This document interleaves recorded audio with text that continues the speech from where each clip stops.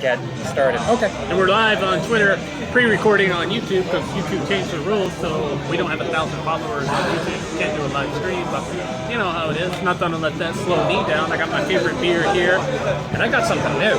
Black Sheep by Glug. It is actually fantastic. It cost me about $5 here at this wonderful super. And I got the white L, got the white coming up. Hey, cheers to that. Okay, Zach, whose turn is it? Well, last night we had some technical difficulties when talking about Ham on Rye. Not the breakfast, not the sandwich. I'm talking about the book, Charles Bukowski. Actually, I think his best book, 100%. Something I really love, and I don't like talking about fiction much, but this one hits you. It hits you heavy. Okay, so Ham on Rye. So what's the book about? Is it about making sandwiches or what? What's up? Okay, so this one is about, like, well, I love what my brother wanted to call it, or he said if there was a different title, it would have been The Making of an Alcoholic. And it's about this, pretty much, like, it took a lot of time for the guy to be able to, like, he says, like, build up the courage to talk about it, but he ends up talking about his childhood. And it wasn't nightmarish, but it was just one of those things where old-style family. His father was very, very demanding of, like, German-American. Mother was a very, like, agreeable German woman. Like, literally, like, the father was caught cheating, and the father got so upset he beat his wife, who caught him. And his son being a witness to this, he would like, you know, smack his, like, son with, the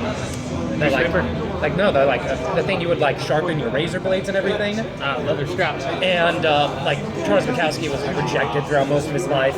He had, like, what is it, acne vulgaris? But it's pretty much, like, worst-case acne.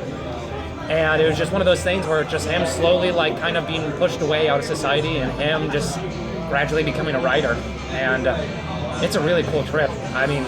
So is this, like, based on a true story, or is it just sort of, like, fiction? Or so what he says he always writes about, it's fiction based off of real events. But pretty much it's, like, him trying to mask and him, like, trying to make it a little more, like, approachable and maybe, like, comical. Things that happen in his real life. And he's not afraid of making he himself look like a monster. Because although he has nothing good to say about his father, I don't think he has much good to say about himself.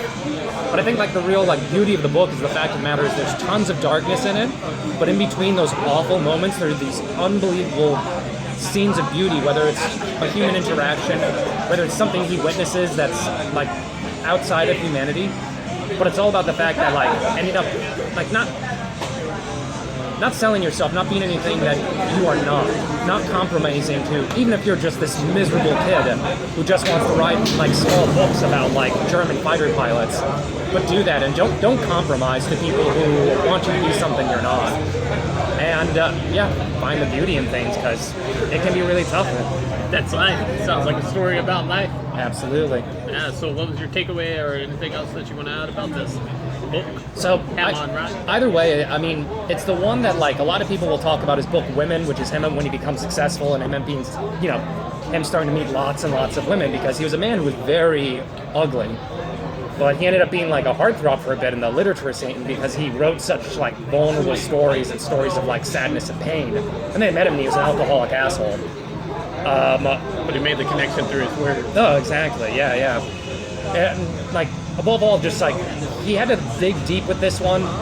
He had to look at a lot of things. I mean, it's not just his story, but, like, a lot of the stuff that was going on.